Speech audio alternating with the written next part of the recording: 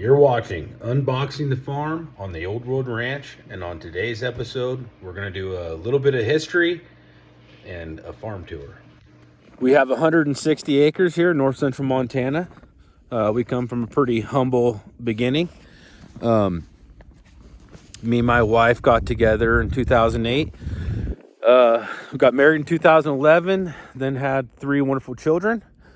And we've been working towards having a homestead. I've been doing construction and mechanic work, millwrighting since I was a kid, and built up a pretty good set of skills to be able to construct everything that we got here and buy old equipment, fix it up.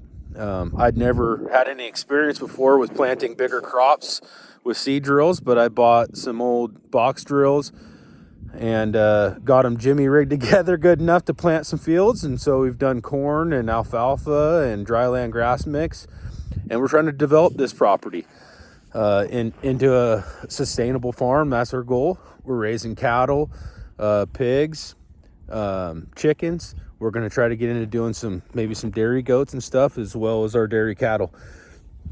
Our first full-blooded dairy cow is a Holstein that is 2 years old, and she just got bred this year from Elber, the big blue ox. He's actually a blue roan shorthorn cross. I don't know everything that is in him, but his mother was a shorthorn Hereford, and the father, I think, was a black shorthorn. Anyway, we're working on our farm here, and we're going to show you guys what we can do and bring you guys along. We do hunting and fishing as well, and meat processing, start to finish. And I'm excited to bring you guys along for all that stuff. I really want your guys' input, so please like and subscribe. Let us know what you want. When we bought our property, it was just a raw piece of land. It had a foundation on it. We expanded the foundation, built our house from the ground up. We hired no contractors. Built our barn. We only have about $300 and something into our barn, and I'll show you guys a little more about that later. It's nothing special yet, but it's getting there. I can tell you a little bit about it. I went and got some telephone poles from the pole yard that were used ones that were no good, and I split rails out of them, hand split them, and built all the posts. I originally set up there just to have a spot to slaughter. That's why, if you look, you can see right here, my hoist is there inside the barn. I got to figure out something to do with that to make it so it's still feasible to use. But anyway, then I just kind of built off of that. I got some trusses from a truss company in town that were misordered, and I bought them for a discount. You guys can see my beard starting to freeze. It's pretty cold out here today. I think it's probably about -6 or so right now. Anyway, yeah, and so built that barn to get the animals out of there. We got water and power in it. And we're going to build a greenhouse this year. I really can't wait to get on that project. I love growing stuff. But anyway, so yeah, when we bought the property, it was just a bare land.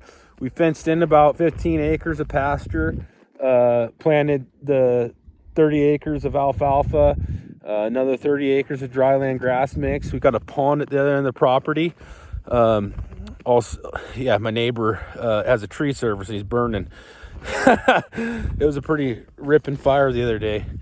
But anyway, I just figured I'd give you guys a little bit of a tour of what we got going on here and some of the stuff to come. And like I said, please like and subscribe. Leave some comments. Let me know what you guys want to see.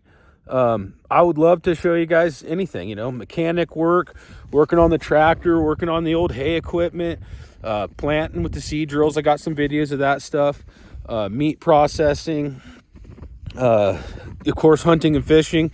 Here in north central Montana, it's pretty good. And surprisingly, we got catfish on the Missouri River and some of the tributaries out here. There is trout fishing and paddlefish, all kinds of cool, neat stuff. So like and subscribe, and we'll see you on the next video. Well, I figure I'll give you guys a little bit of a tour here of the farm. It's a pretty good day to do it. Here we are in the chicken house.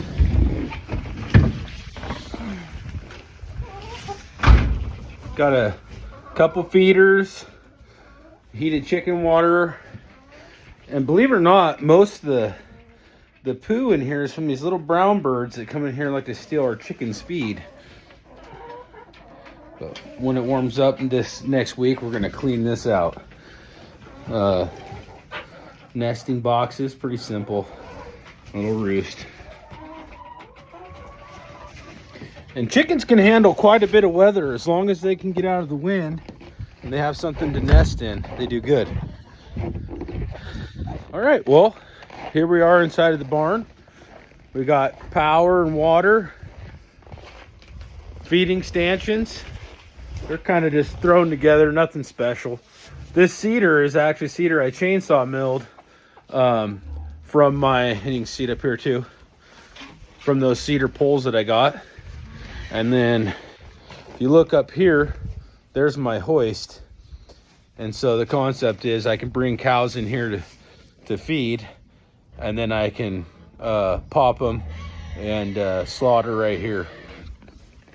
It's not all completely set up. I think I'm going to actually do something different with where right here where this wall is. I think I'm going to remove that, go up to the top, and run a roof out off of that so that I have a little bit more open of a space. I did it so that there's enough room to hoist them up right there, but it is a little bit crowded. And I do have a walk-in meat cooler we're going to install. That's another video that we're going to do here pretty soon. In the spring, we'll definitely get that going. And maybe sooner than that. We'll see. Here's a little better look at that hoist. So what I'm thinking about doing is up here on this beam, running a shed roof coming out this way that I'll build up off of this wall here, and then take just that section of roof out, and that way I got a bigger open area to be able to do my slaughtering.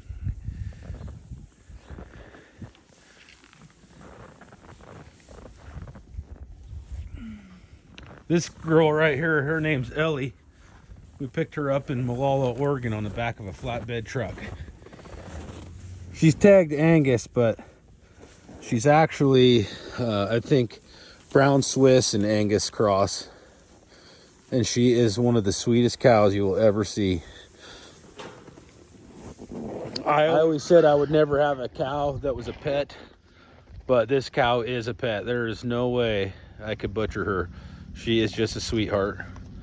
We'll have her until she's retired, and then she'll just be a pasture pet. She's a really good cow. Been a great mother. Anyway, here we are in the garden. Figured I'd show you guys. Sun feels great. That's an old loafing shed. I'm gonna move it, and we're gonna turn that into just a garden supply shed, and then we're gonna be putting in a couple greenhouses. I'm kind of debating. I just got a bid on one, and it was a little more expensive than I was thinking it was going to be. So I may end up just stick framing it and then building it with glass. I'm going to price it out.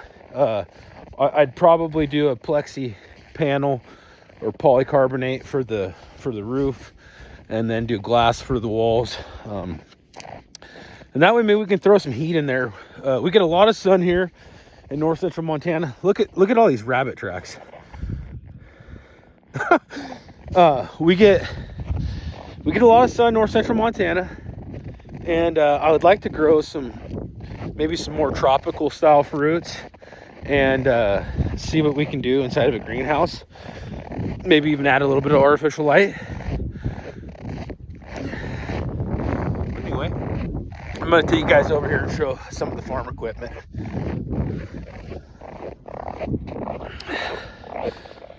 This is our early 70s International 856 diesel. That's a duck foot cultivator. A grapple bucket I welded on. It's gonna come off. I might even, when I get my next tractor, I think I'm gonna pull the bucket off of this.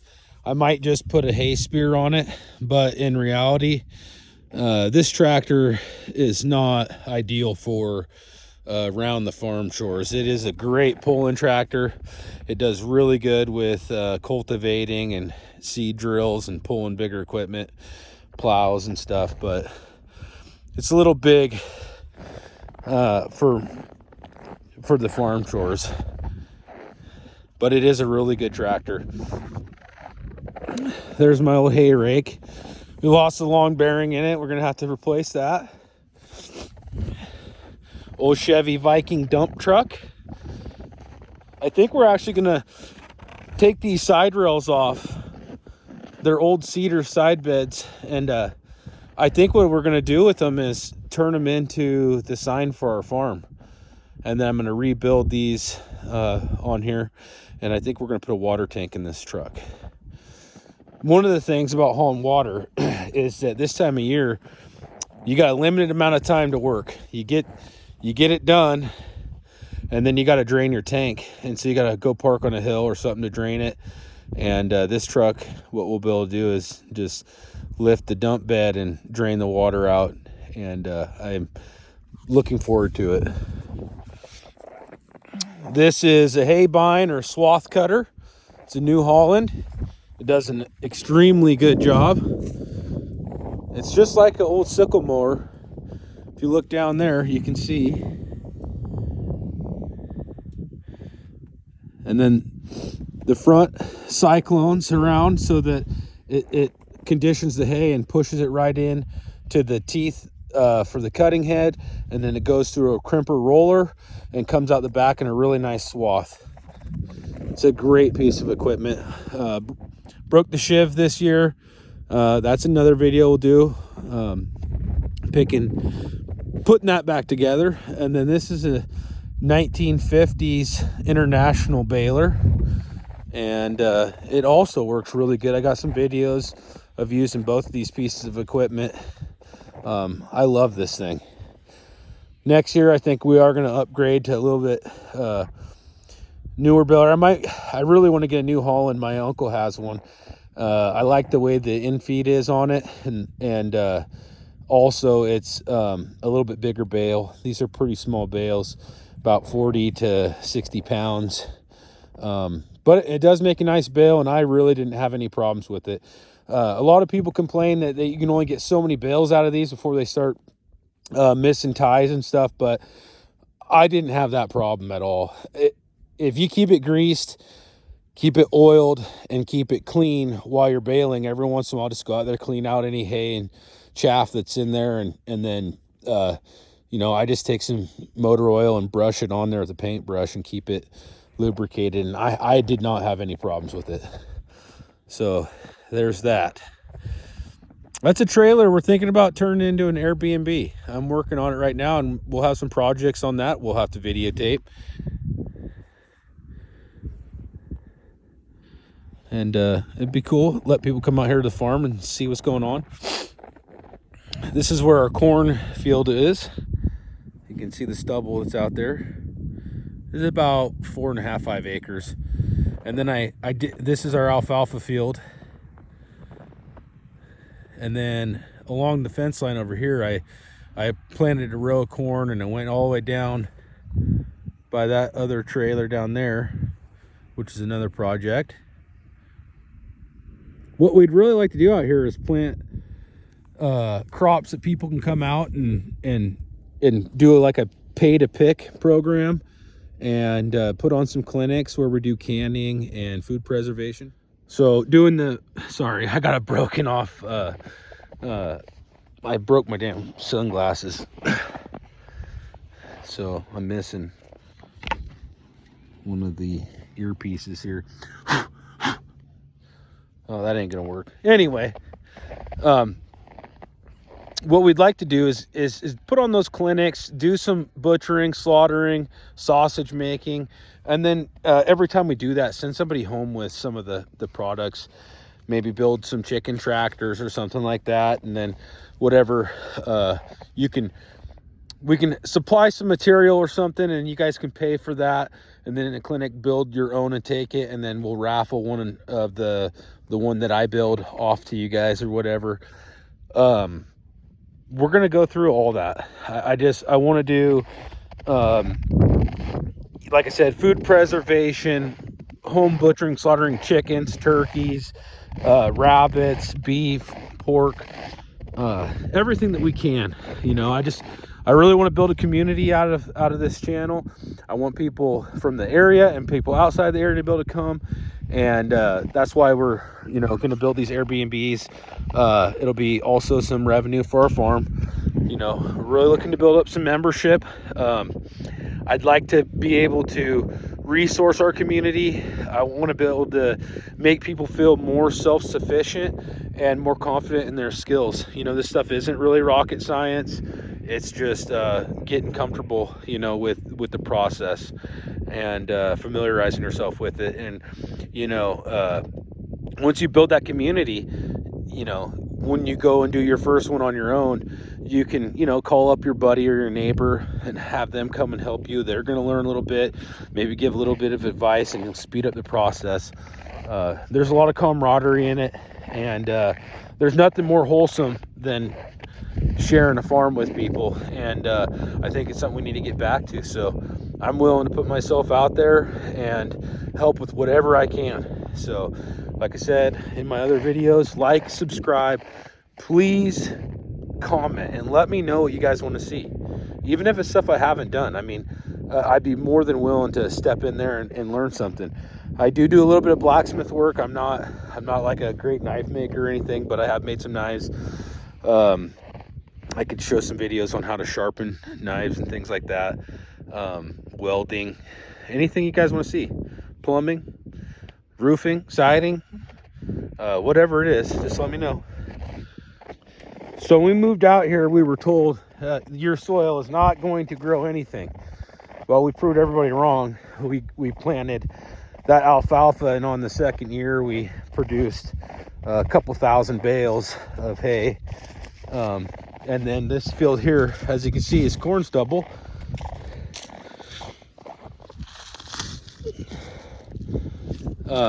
It didn't do great, but we didn't fertilize at all. I just cultivated this in. I didn't even have a tiller or a plow. I just used that duck foot that I showed you earlier, and I went over it a few times, and then we planted the corn with these old box drills I'm getting ready to show you guys here in just a second.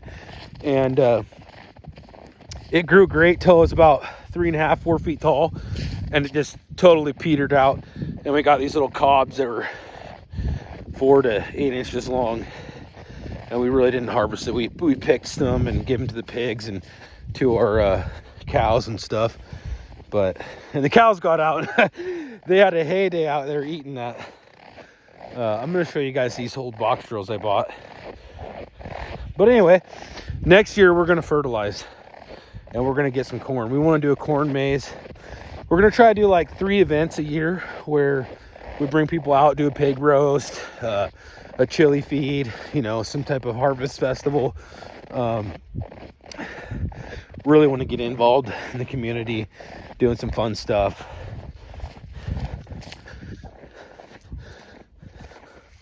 So here's a box drill. These normally would have a wheel on them, and you could attach these together, but they're in bad shape.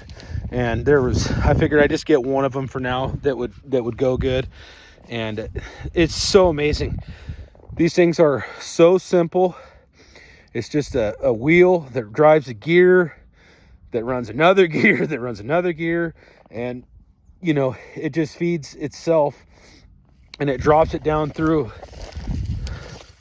So as this gear turns from that wheel down there, it turns this camshaft, if you want to call it that, which ends up spinning these. And this opening is adjusted on the end of this machine down here. And what it does is it just turns this gear and allows only so much to fall. It goes down here into what's called a hoe foot, and it's just got a little foot down there that digs a little trench, and the seed falls in there, dirt rolls over it, and then those little wheels crimp it into the ground. It is really basic and simple. These boxes, this back box is for fertilizer, and I didn't use these, but they are not rusted out, which is really amazing. And so we're gonna try using those, I think, next year. I got some chickpea fertilizer for free from a friend, and I'm gonna do a little experiment with that, and some probably some hay. I'll just plant some hay with that to try it out. I might even plant some chickpeas. I don't know. I really want to try baling up some different stuff, some beans and peas and things like that. I'm interested in that, and Sudan grass and sorghum and whatever. But anyway, that's a little tour of our farm, a little rundown of what we've done, and like I said, like, subscribe, let us know what you want to see, and we'll carry on. Thanks for watching Unboxing the Farm at the Old World Ranch.